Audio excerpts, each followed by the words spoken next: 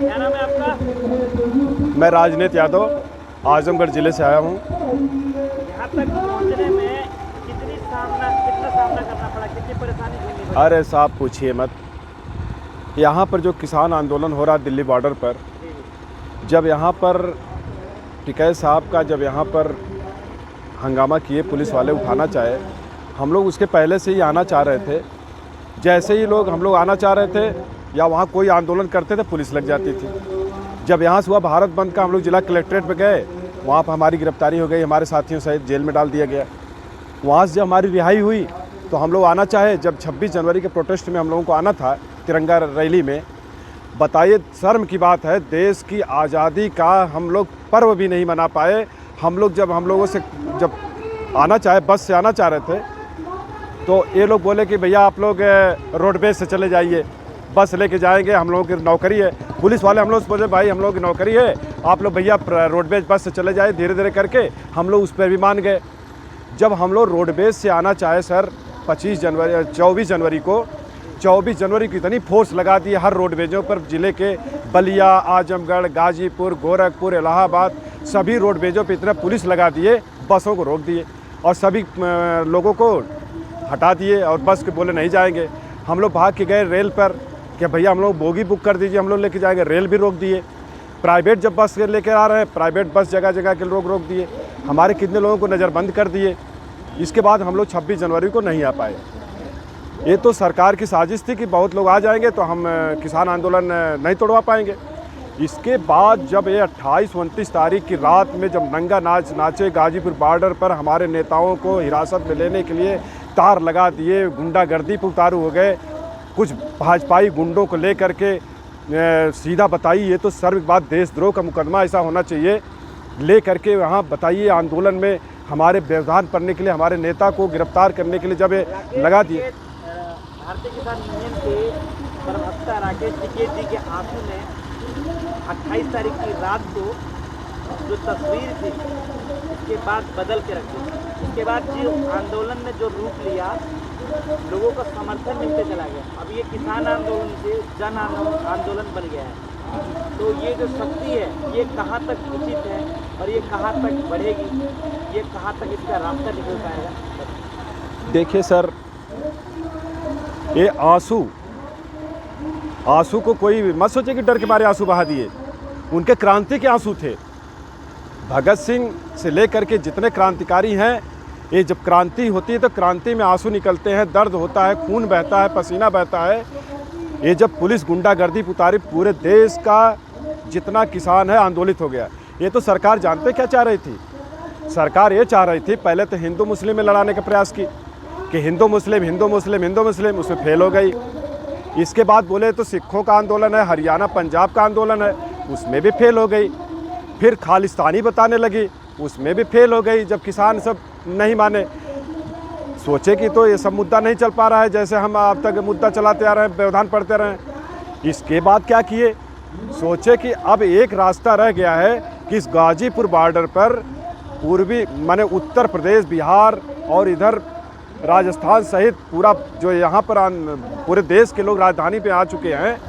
तो ये सोचे कि अगर ये आंदोलन हम तोड़वा देंगे तो पूरे देश को हरियाणा और पंजाब वर्सेस कर देंगे।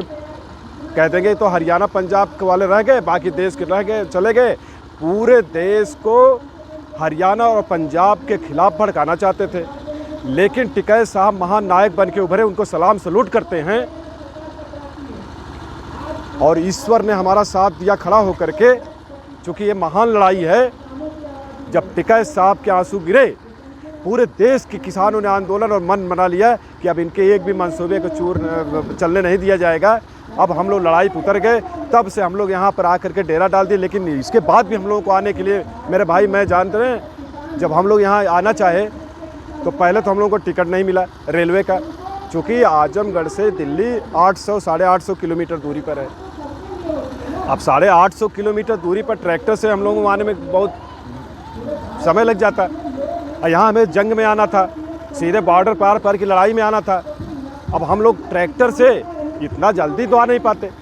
इसके बाद ट्रेन में हम लोग कहे कि भाई हमारे आजमगढ़ से कैफियत एक्सप्रेस बुक कर दीजिए, हम लोग जो है कि 3-4 बोगी दे दीजिए, हम लोग उससे चले जा रहे हैं। जितना पैसा लगता है आप ले लीजिए हम लोगों से। ये लोग नहीं दिए, कहें भाई हम किसान आंदोलन के लिए हम जो है गाड़ी नहीं बुक कर सकते। इसके बाद हम लोग प्राइवेट तब जा करके जब हम लोग कहे ठीक है हमारा रिजर्वेशन ही कर दीजिए, बोले तत्काल होगा। हम लोग उसमें 4-5 दिन लटका दिए। इसके बाद मजबूर होकर के मेरे भाइयों हम लोग प्राइवेट बस किए, प्राइवेट बस करके आने के बाद बस पूरा राशन वगैरह लेके आए, ला करके यहाँ पर हम लोग उतर गए, बसों को छोड़ दिए, भैया आप लोग जाइए, अब हम लोग यहाँ आंदोलन से जाने वाले नहीं हैं। और यहाँ पर जब आया गया देखा गया तो पूरे बॉर्डर पर ऐसा तार लगाए हैं, ऐसा तो मैं कहता हूँ पाकिस्तान और चीन के बॉर्डर पर भी नहीं लगा होगा, ऐसे तार लगा दिए गए हैं, पूरा दहशत का माहौल। उधर मिलिट्री पुलिस वालों को बैठा दिए हैं हमारे भाइयों को। ऐसी व्यवस्था जो है वो कहाँ होनी चाहिए? ऐसी व्यवस्था दुश्मनों के खिलाफ होना चाहिए जो हमारे देश पर आक्रमण कर रहा है। हमारा तो नारा है, हम तो किसान विश्व बंधुत्व की बात करते हैं, पूरा विश्व हमारा परिवार है, लेकिन अगर कोई दुश्मन हमारे ऊपर अटैक करता है तो उसके लिए सब व्यवस्था है, दुश्मनों से लड़ने के लिए। अब बताइए, जिन पुलिस और मिलिट्री वालों से हमें लड़ाना चाहते हैं वो हमारे ही परिवार के हैं। आप जाके पता कर लीजिए, 80%, सुन लीजिए सर, मैं भारत सरकार की जो जनगणना उसके आधार पर बोल रहा हूँ, वो सोचते हैं कि हम ही लोग पढ़े लिखे हैं। इस हमारे देश में 80% population live in rural area and 20% population live in urban area, यानी 80% पब्लिक गाँव में निवास करती है, 20% पब्लिक शहरों में निवास करती है, और देहातों के 80% का 90% जो सेना के जवान हैं, सेना के पुलिस हैं, ये सब जवानों को जो खड़ा किया गया है वो तो हमारे ही परिवार के हैं। ये नहीं जानते, एक दोनों भाई हैं, जय जवान जय किसान, और दोनों भाइयों को आमने सामने खड़ा कर दिया गया है, लेकिन ये नहीं जानते कि अगर जवान दुश्मन का गला काट सकता है, किसान खेतों में फावड़ा चला करके फसल को काट सकता है, तो हम लोगों के नहीं जानते हैं। जिस दिन हम लोगों की काल जाएगी अपने जवानों के ऊपर, तुम्हारी जैसे, और विश्व में ऐसा कई बार हुआ है, जब सरकारें तानाशाह हुई हैं, किसानों के डेवलपमेंट रुका है, किसानों मजदूरों छात्रों पर अत्याचार हुआ है, तो सेना और किसान दोनों मिल करके घेर लिए हैं और सरकार को उखाड़ के फेंके हैं, यहाँ तक कि फांसी की सज़ा तक शासनाध्यक्षों को मिली है। ये लोग इसके चक्कर में ना पड़ें। इस समय किसान, इसीलिए कल राकेश टिकैत साहब ने नारा भी दिया है कि हम ही जवान हम ही किसान, यानी हम किसान भी हैं और हमारे बेटे जो सीमा पर लड़ रहे हैं वो जवान हैं, इसलिए हम ही किसान हम ही जवान। तो हम जवान हम किसान, और इस पर पूरा देश गर्व करता है, और हम ही को लड़ा करके और हमारे रोटी को ले जा करके, हमारे गेहूं को ले जा करके, हमारे आलू को ले जा करके आप तिजोरियों में बंद करना चाहते हैं, पूरे देश को बर्बाद करना चाहते हैं। एक आखिरी सवाल पूछना चाहूँगा, प्रधानमंत्री जी कहते हैं, आखिरी सवाल के साथ, हाँ पूछिए सर, पूछिए सर। मैं ये आपसे सवाल, सीधा एक सवाल करना चाहता हूँ, सटीक सवाल है मेरा। प्रधानमंत्री जी सदन से खड़े होकर के अपने भाषण के अंदर ये कहते हैं सिर्फ एक कॉल की दूरी, क्या विचार है इसका? देखिए एक बात बता दें, एक कहते एक कॉल की दूरी है, कॉल तो किया जाता है, कोई दिल्ली रहे, कोई बम्बई है या मद्रास है या सऊदीया है या दुबई है, हम तो तुम्हारे सामने बैठे हैं भैया, यहाँ तो कॉल करने की भी ज़रूरत नहीं है। यहाँ तो सीधा एक आप एनी टाइम एनी पर्सन आप आ करके खाली हाथ मिला के बोल दीजिए कि किसान भाइयों, आपका ये जो तीनों कृषि बिल हमने ला दिया, गलत फहमी मिला दिया, मैं समझ नहीं पाया कि इससे किसानों को बहुत क्षति हो रही है। भाई ठीक है, अगर किसी से गलती हो सकती है, अगर आपसे गलती हो गई, कुछ ऐसे सलाहकार आपको गलत राय दे दिए, तो आप आके बोल दो जनता के सामने कि भाई हमसे गलती हो गई और हमने बिल को ला दिया, अब मुझसे गलती, पूरा देश आपको सर आँखों पर उठा लेगा।